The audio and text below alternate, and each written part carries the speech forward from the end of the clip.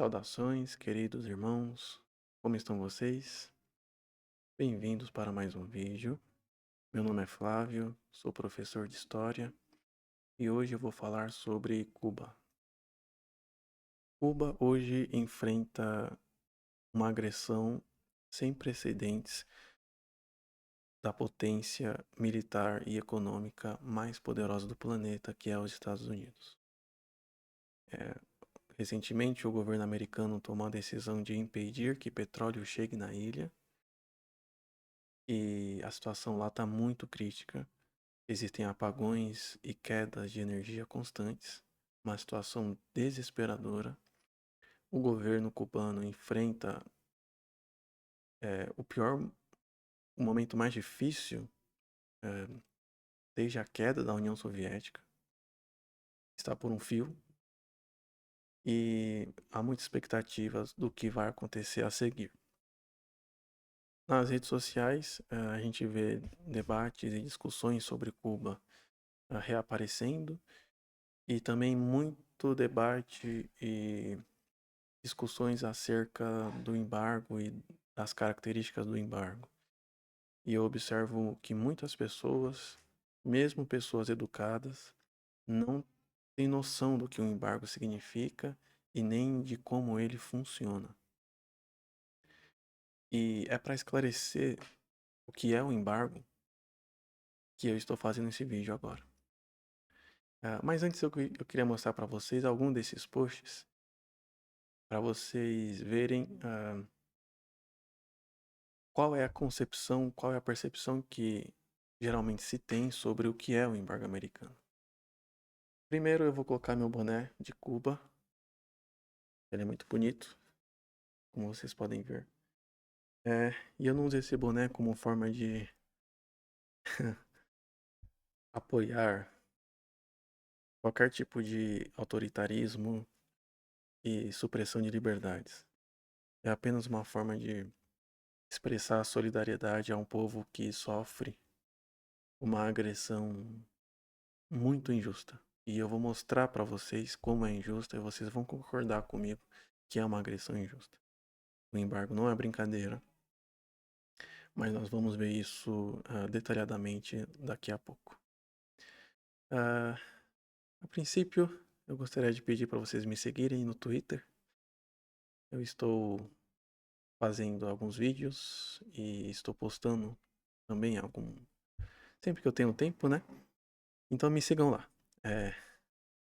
@sociallivre_flavin e me acompanhem. E quem quiser, eu sigo de volta. Basta me pedir. Tá bom? Então vamos lá, gente.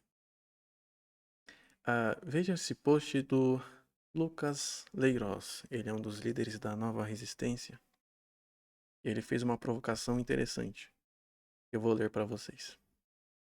Lucas Leiroz. Eu compreendo o valor simbólico de Cuba para os movimentos revolucionários latino-americanos. Não apenas de esquerda. Mas me incomoda muito o vitimismo que se criou em torno da ilha. Convenhamos, Cuba não está nessa situação apenas pelo bloqueio americano. Na Guerra Fria, os cubanos acreditaram que a União Soviética venceria e que haveria sempre um mercado mundial socialista. Então, tomaram a decisão desastrosa de abdicar da indústria e transformar a ilha num polo exportador de commodities agrícolas de baixo valor. Com o fim da União Soviética, a decisão do governo foi transformar Cuba num típico destino turístico caribenho, recuperando a decadência pré-revolucionária, mas com ares socialistas. Aliás, a cultura de turismo em Cuba se beneficiou muito do próprio embargo americano e da consequente ideologia de resistência. Não é verdade, né? Mas eu acho que ele não é verdade que a indústria de turismo de Cuba se beneficiou do próprio embargo, sendo que o embargo dificulta muito o turismo. Mas eu vou considerar que ele falou isso por recurso retórico, né? Basicamente, pessoas passaram a visitar Cuba para ver como os cubanos resistem a um bloqueio. E existe a dura verdade que ninguém quer admitir. Cuba não é tão isolada assim. É sim. O embargo é uma medida simbólica americana amplamente condenada pelo resto do mundo. Cuba até voo direto com a Alemanha tem. Literalmente, até a Rússia após 22 é mais isolado que Cuba. Isso não é verdade, hein? Lucas Leiroz, com todo respeito. Em condições muito adversas, a Coreia do Norte alcançou a bomba atômica e um forte estado de bem-estar social. Tudo isso porque tomou as decisões certas na economia. Enfim, eu apoio Cuba, mas o vitimismo é uma antimilitância. Ah, primeiro que não dá para isolar, não dá para comparar Cuba com Coreia do Norte, ainda que ambas as nações sofrem embargos muito pesados, mas Coreia do Norte está embaixo da China. E a Coreia do Norte mantém um comércio constante com os chineses, que não apenas fornecem matéria-prima, recursos, bens industriais de consumo, mas também os protegem. Cuba está do outro lado do oceano e está embaixo dos Estados Unidos. Então a situação é bem diferente. E ele diz que a Coreia do Norte alcançou um estado de bem-estar social. Isso é discutível. Mas isso podemos falar em outro vídeo. A questão aqui não é a Coreia do Norte. A questão aqui é Cuba. Não é verdade que Cuba decidiu, tomou a decisão de abdicar da sua indústria. Ela tentou ter indústria, mas não conseguiu. Porque ter indústria é algo muito difícil. Competir com a indústria de ponta do mundo é algo que poucas nações conseguem, e é claro que um país pequeno, com poucos recursos, com pouca população e ainda sofrendo embargo, não ia conseguir tal feito. O fato de Cuba não ter indústria não é porque o governo não quis, é porque o governo não conseguiu ter. Tá? Sobre as outras questões, eu vou responder mais adiante. Vamos continuar lendo alguns comentários para a gente poder respondê-los, né? Geraldo Milagre, ele responde assim: Cuba é pobre por causa do embargo americano. O socialismo se propõe a ser um sistema oposto ao capitalismo liberal, democrático. Não faz sentido ele depender da boa vontade de seu maior opositor para ter sucesso. E nem é esse o problema de Cuba. O problema de Cuba sequer é o socialismo. No começo, Cuba tinha apoio da União Soviética, que era uma potência. Depois, teve suporte da Venezuela do Chávez, que não estava falida ainda. Teve a Rússia depois que ela se reorganizou após a União Soviética. Tem a China. A Europa Latina sempre foi simpática a Cuba.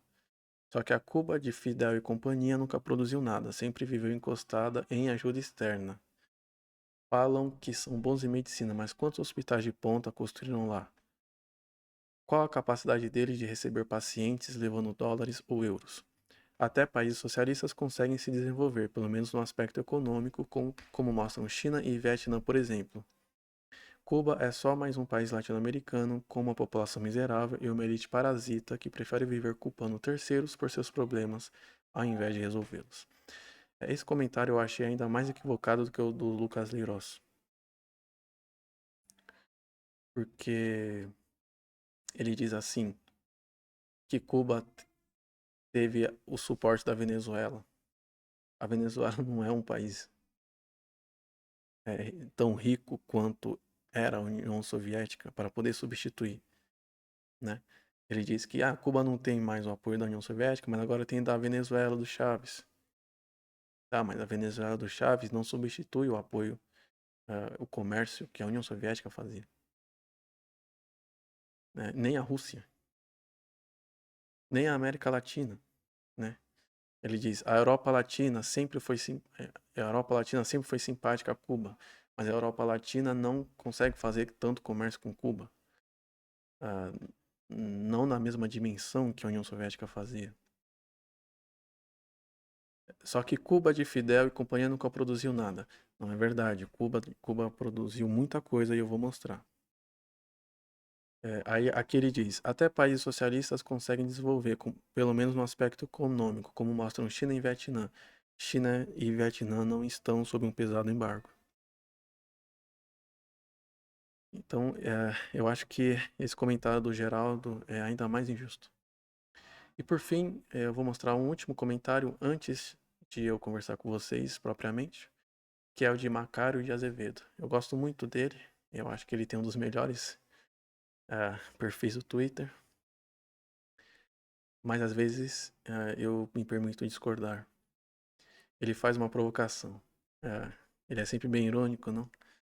Ele diz: quase 70 anos de comunismo e Cuba é um país mendigo. Precisa de doação de alimentos não perecíveis. Está pior do que antes da Revolução, quando tinha um dos melhores índices alimentares da América Latina. Isso não é verdade. Cuba hoje não está pior do que antes da Revolução. Antes da Revolução, Cuba tinha um terço da sua população vivendo na miséria, analfabeta.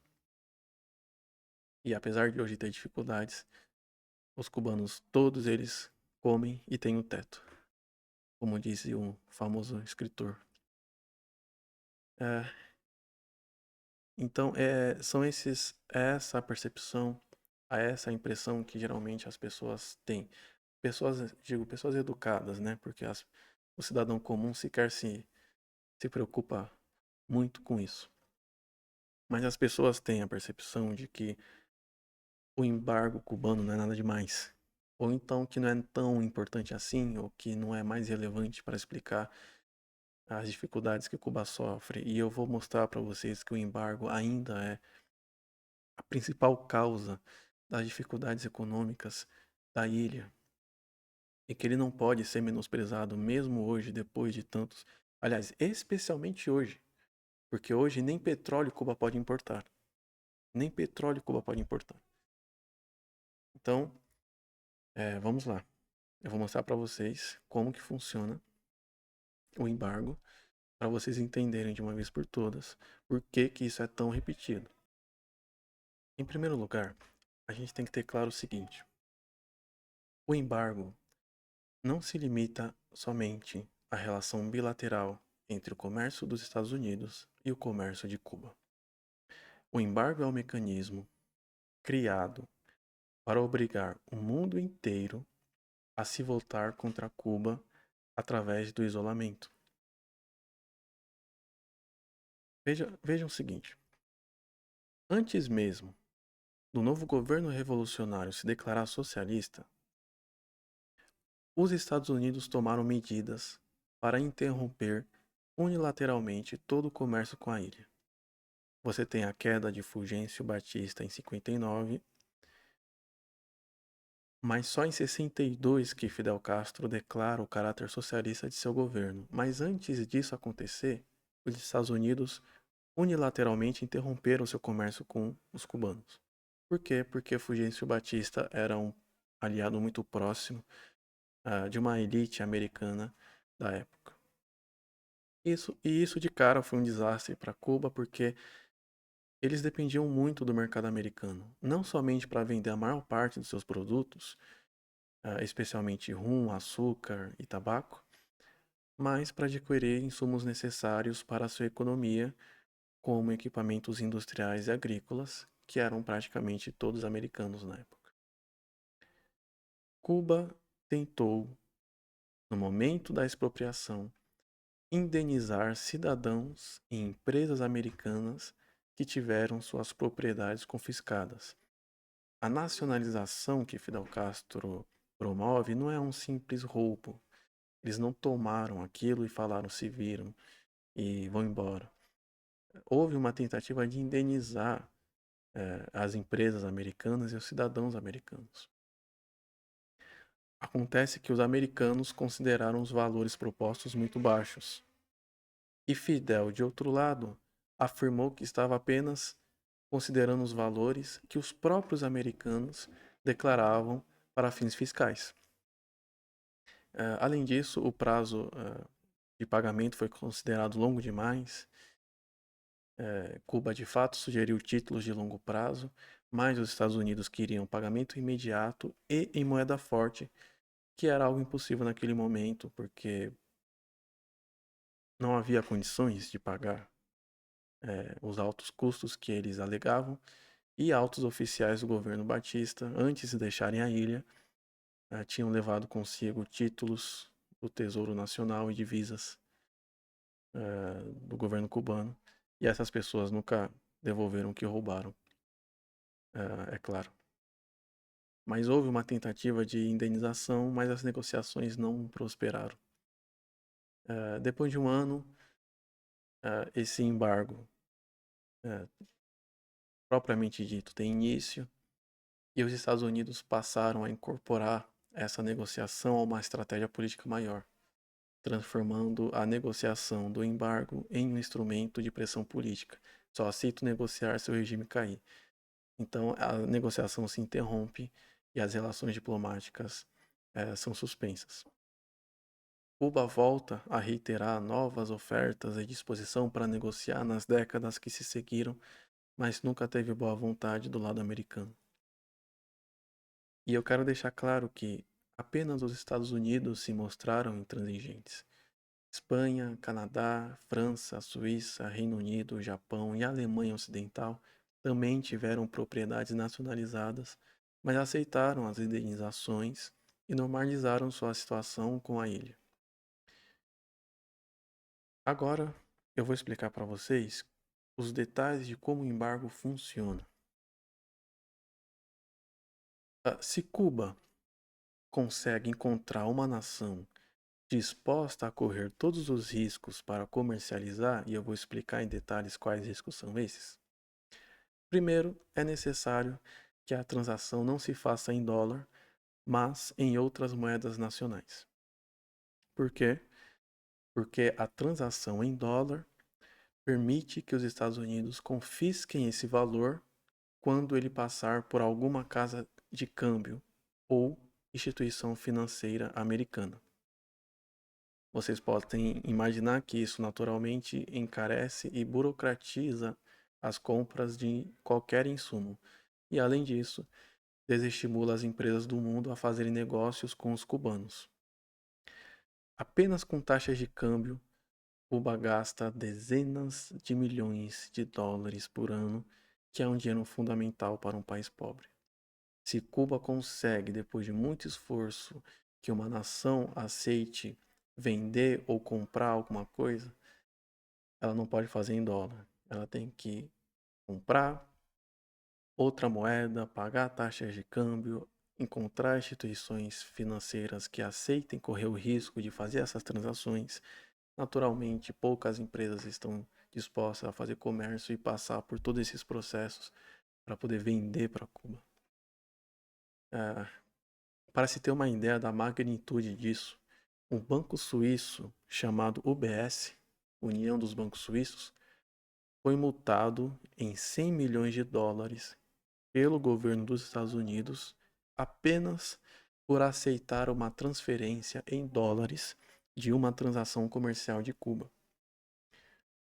Este é o primeiro ponto que eu quero que você reflita. Segundo ponto. Se qualquer empresa do mundo, japonesa, coreana, alemã ou brasileira, fabricar um produto que contenha pelo menos 10% de componentes americanos, esse produto não pode ser vendido para Cuba sob pena de ameaças de pesadas multas previstas no embargo.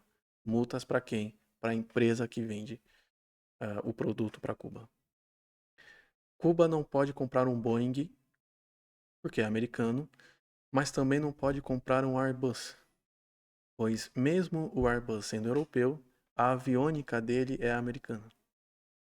Isso vale para avião, isso vale para carro, isso vale para equipamento hospitalar, isso vale para tudo. Se eu estou vendendo alguma coisa para Cuba e há 10% de componente americano, eu não posso porque o embargo me proíbe. E se eu vender e os Estados Unidos me multarem, eu tô frito. Mas isso não é só. Imagina que a Mercedes ou a Mitsubishi aceitem vender veículos para os cubanos com todas essas condições específicas que eu já demonstrei. A Mercedes é alemã, a Mitsubishi é japonesa. Então elas poderiam vender, certo? Veja, além de não poder ter componentes americanos, mais do que 10%, elas também não podem ter componentes cubanos. Inspetores americanos literalmente visitam estas fábricas para certificar se o níquel usado nos metais dos automóveis que tentam exportar para a ilha não é de proveniência cubana. Eles revisam os contratos para averiguar a procedência das compras. Vocês têm noção do que é isso? Cuba não pode comprar produtos que tenham a sua matéria-prima provenientes da própria Cuba. Terceiro ponto, e esse é o mais importante que eu quero mostrar. Os Estados Unidos coagem as empresas a não venderem nada para Cuba, afirmando que, se isso acontecer, não poderão vender nada para os Estados Unidos. Esse não é um detalhe menor, é um dos principais mecanismos do embargo. Pois, sendo o mercado americano muito maior que o cubano, pouquíssimas empresas aceitam correr o risco e, além do mais, eles ameaçam os executivos e CEOs dessas companhias, dizendo-lhes que não poderão visitar os Estados Unidos e nem seus filhos estudarem em universidades americanas. Essas coisas realmente acontecem. Qualquer pessoa que sabe como o mundo funciona compreende o que eu estou dizendo. Os Estados Unidos utilizam isso como forma de impedir as empresas e pouquíssimas empresas aceitam correr o risco. Pouquíssimas empresas aceitam correr o risco. Você vai trocar o mercado americano pelo mercado cubano, que é 500 vezes menor. Então, vocês estão entendendo até onde o embargo chega? O embargo ele é muito maior do que apenas uma recusa dos Estados Unidos de comercializar. Cuba não participa do FMI, nem do Banco Mundial, nem do Banco Interamericano de Desenvolvimento, nem da OEA, porque os americanos não deixam. Essas instituições tampouco podem aprovar créditos para projetos na ilha. Os créditos que Cuba consegue ter acesso, assim como acontece com todas as mercadorias que importa, acabam por ser mais caros, mais difíceis de conseguir e mais onerosos. O isolamento de Cuba não é algo voluntário, é algo imposto. Outro aspecto do embargo que eu quero explicar para vocês: a proibição de navios de comércio para transportarem mercadorias para Cuba. Empresas de navegação que aceitam fazer isso podem ser impedidas de operarem em portos americanos. E aí você cai mais uma vez no problema anterior. Se eu sou uma empresa de navegação, eu transporto mercadorias no oceano, eu vou correr o risco de perder a, a oportunidade de fazer negócios com empresas americanas apenas para poder fazer um negócio com empresas cubanas que vão pagar muito menos, que tem um mercado muito menor, que tem menos oportunidade de contrato? Isso é real, gente. Já aconteceu de um navio que transportava suco natural cubano com destino para o Japão ser apreendido e ter seus produtos confiscados por autoridades dos Estados Unidos porque estacionou em um porto que não devia. A pressão que os Estados Unidos impõem sobre a ilha é algo desumano. Então você pode imaginar que com todas essas restrições, comprar qualquer coisa de fora fica difícil, caro e ainda deve ser pago à vista, porque Cuba não tem acesso aos mecanismos que outras nações do mundo dispõem para parcelar, para ter acesso a empréstimos, para conseguir descontos. Então percebam, o embargo vai muito além de apenas os Estados Unidos se recusarem a fazer comércio com os cubanos. Se fosse apenas isso, não se reclamariam tanto. E isso está errado e não sou eu que estou dizendo que está errado. O mundo reconhece que isso é moralmente monstruoso. Desde 1992, todos os anos, o governo cubano apresenta na ONU uma resolução pedindo o fim do bloqueio. E Em todas essas votações, a maioria esmagadora das nações votam a favor de Cuba. Para vocês terem uma noção disso, em 2025 a votação teve 165 votos a favor. Em 2023, 187 de 191 países votaram pelo fim do embargo. O mundo inteiro considera esse cerco comercial uma violação do direito internacional e um castigo coletivo injusto ao povo cubano. O mundo inteiro considera isso errado há mais de 30 anos. E essas resoluções, no entanto, não têm caráter obrigatório. E os Estados Unidos continuam se recusando a renunciar à sua agressão. Então, quem acredita que os Estados Unidos da América do Norte são ou foram em algum momento um país sério que respeita a regra internacional e o direito das nações, lembrem-se disso. Eles, todos os anos, deixam claro que não dão a mínima para o que a ONU determina e condenam gerações de cubanos a uma vida muito mais difícil, marcada por diversas privações e sofrimentos que não têm justificativa moral, lógica, militar ou econômica. O povo cubano, que nunca atacou os Estados Unidos, que nunca agrediu um único cidadão americano, que não representa nenhuma ameaça a esse império que gasta $1 trilhão por ano apenas com seu aparato militar, aprendeu a viver com a escassez crônica de alimentos, de roupa, de medicamentos, de quedas constantes de energia, de falta de tecnologia. E eu lhes digo, tudo isso poderia ser evitado. A questão que eu quero perguntar é, por que o embargo? Por quê? O argumento que os Estados Unidos utilizam para justificar o embargo é pelo fato de Cuba não ter um regime democrático. Se este fosse o caso, por que o governo americano mantém excelentes relações com nações que eles mesmos não definem como democráticas? Se alegam não comercializar com Cuba por ser governada por um partido único, por que mantém comércio com a Arábia Saudita, que não tem partido nenhum? Eu faço o questionamento. Se os Estados Unidos podem decidir qual país do mundo é democrático ou não, de acordo com seus critérios voláteis, que se transformam segundo a sua conveniência, talvez devêssemos fazer o mesmo com eles, correto?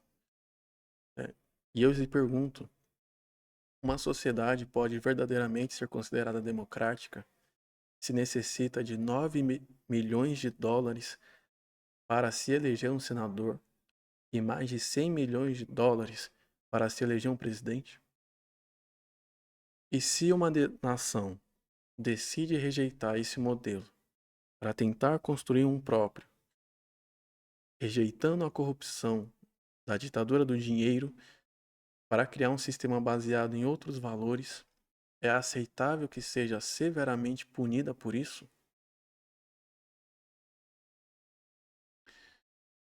E as agressões não se limitam no âmbito econômico. Os Estados Unidos já invadiram Cuba militarmente em 61. Os Estados Unidos tomaram uma parte do território cubano e utilizam como prisão extraterritorial. Autoridades cubanas já detalharam epidemias e doenças introduzidas de maneira não natural, vitimando plantações, animais e seres humanos. Um dos casos mais emblemáticos foi a introdução da dengue tipo 2, que fez surgir em 3 pontos diferentes na ilha, simultaneamente com centenas de quilômetros de distância um do outro, uma epidemia de dengue hemorrágica.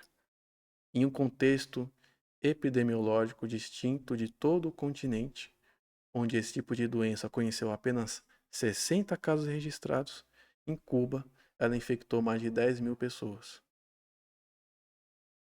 Então, eu faço uma provocação a você que está me assistindo, para os que acreditam que o socialismo está fadado ao fracasso. Pensa nisso. Enquanto existia o bloco socialista, Cuba conseguiu sustentar seu desenvolvimento e manter um padrão bem elevado para a realidade latino-americana. Os indicadores de mortalidade infantil, analfabetismo e expectativa de vida sempre estiveram entre os melhores do continente. Vou repetir: mortalidade infantil, analfabetismo, expectativa de vida, os melhores do continente. Isso demonstra que o sistema cubano funciona, desde que eles possam fazer comércio livremente como qualquer outra nação.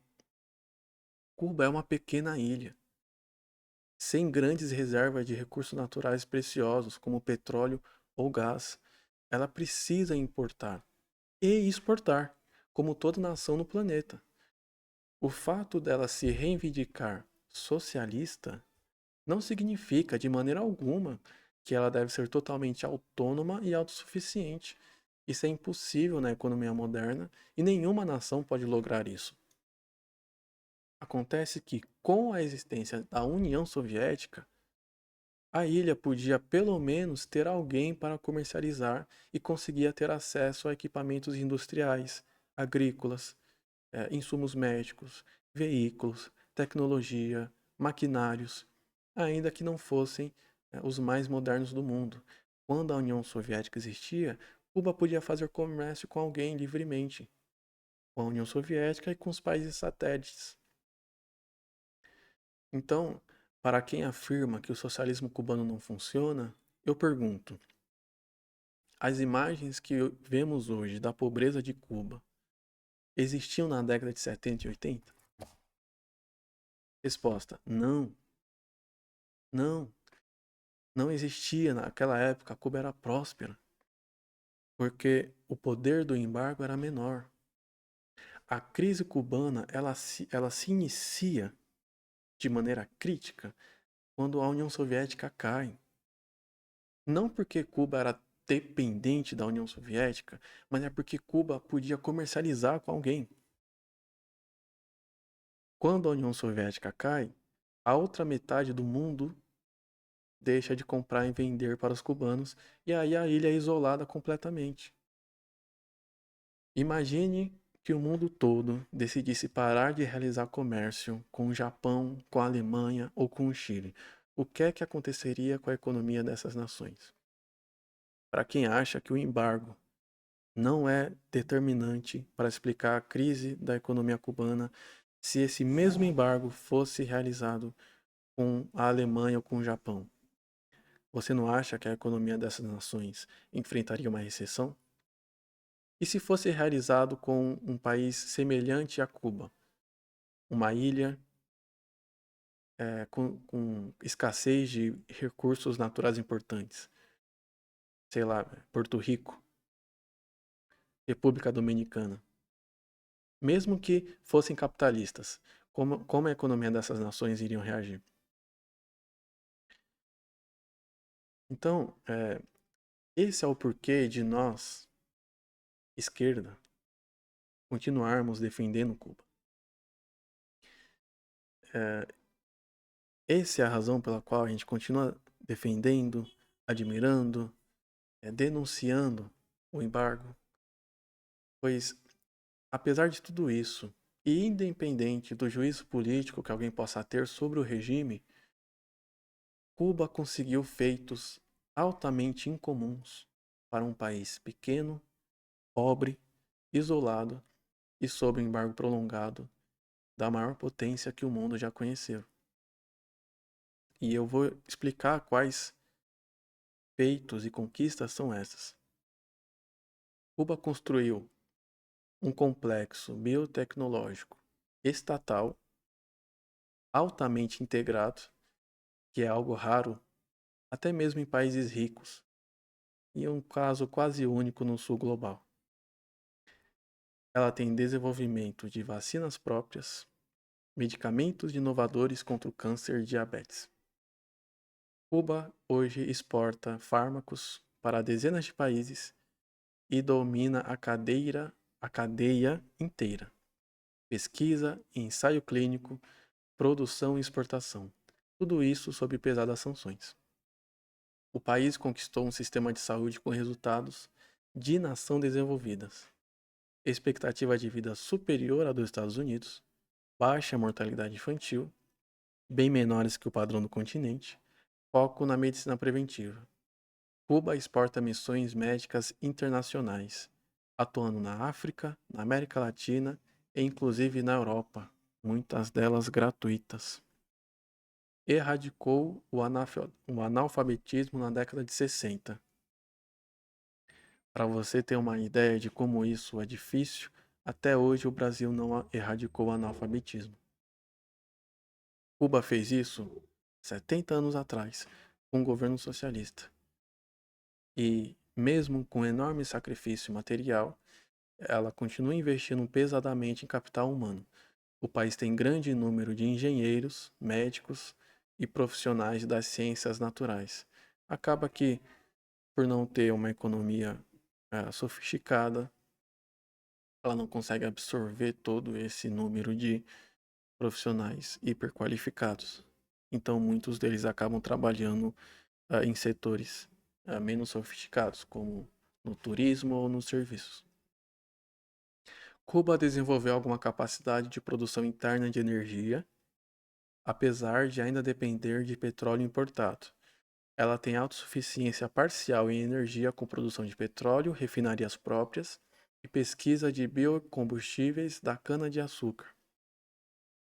O soft power de Cuba é a sua diplomacia médica e científica, que o governo conseguiu transformar em instrumentos geopolíticos com cooperação médica internacional, exportação de vacinas e conhecimentos e influência diplomática via ajudas humanitárias. Cuba é bem ativa e se tornou referência em congressos de medicina, em congressos de pesquisa médica, de biotecnologia ao redor do mundo. Ela já presidiu e participa desses congressos. O embargo, em algum momento, tentou proibir isso, mas a reação da comunidade médica internacional foi tão forte que eles tiveram que recuar. E em esporte também, Cuba pode ser considerada uma potência. Sempre produziu atletas de elite, sempre saiu bem nas Olimpíadas. O boxe cubano é bem famoso e tal. Então, com todas as adversidades, o embargo prolongado e baixa integração ao mercado global, esse paizinho pequeno foi capaz de criar polos científicos, médicos e tecnológicos sofisticados, o que nos faz pensar como Cuba estaria sem a existência do bloqueio. E a questão maior de todas retorna: por que o bloqueio? Por que o bloqueio? Eu respondo por quê. De novo, o embargo não existe porque Cuba é uma ditadura. E eu acho sim que Cuba é uma ditadura, mas não é por conta disso que o embargo existe. Tem tanta ditadura no mundo que não tem embargo nenhum. O embargo existe porque Cuba é socialista. Este é o motivo, gente. Cuba é agredida dessa forma porque é um país socialista. E ele insiste em continuar sendo. A existência da Revolução Cubana mantém viva essa esperança, essa vontade quase ingênua, mas profundamente humana de justiça, de solidariedade e de fraternidade. É uma sociedade que se recusa, ano após ano, a sucumbir à lógica impessoal e desumanizadora do capitalismo, que reduz o homem não ao que ele pode ser, mas ao que ele pode comprar. A ameaça que Cuba representa para os Estados Unidos não está em sua força militar, em sua riqueza ou em suas alianças, mas em sim no exemplo simbólico, porque ela oferece a demonstração de que um outro mundo é possível, que o ser humano não precisa ser condenado ao egoísmo, ao individualismo e ao materialismo como um destino inevitável. É lembrar que os seres humanos podem ser mais do que apenas consumidores de mercadorias. Esta é a ameaça que Cuba representa aos Estados Unidos. É por isso que o embargo existe. Sabe, para você que acha que o socialismo não funciona, eu repito mais uma vez: Cuba é um país pobre, pequeno, cercado economicamente, agredido há décadas. E ainda assim é o país que mais enviou médicos ao exterior na história. São centenas de milhares de médicos para mais de 160 países sem pedir nada em troca. Qual nação do mundo fez isso? Apenas Cuba fez isso. Porque ela vai conseguir algo em troca? Não. Porque ela é socialista e é nisso que a gente acredita. Existe, inclusive, uma universidade em Havana que ela forma todos os anos centenas de estudantes provenientes de diferentes nações do mundo, muitos da América Latina, mas também muitos da África, da Europa e até dos próprios Estados Unidos, que estudam lá gratuitamente. A Cuba abre vagas nas suas universidades para poder ensinar medicina e ela só pede uma coisa em troca. Quando vocês voltarem para seus países, atendam a população mais pobre, mais vulnerável, a que mais necessita, a população que não pode pagar por serviço de saúde. É só isso que Cuba pede. Ela não pede mais nada. Ela não pede dinheiro, ela bem poderia.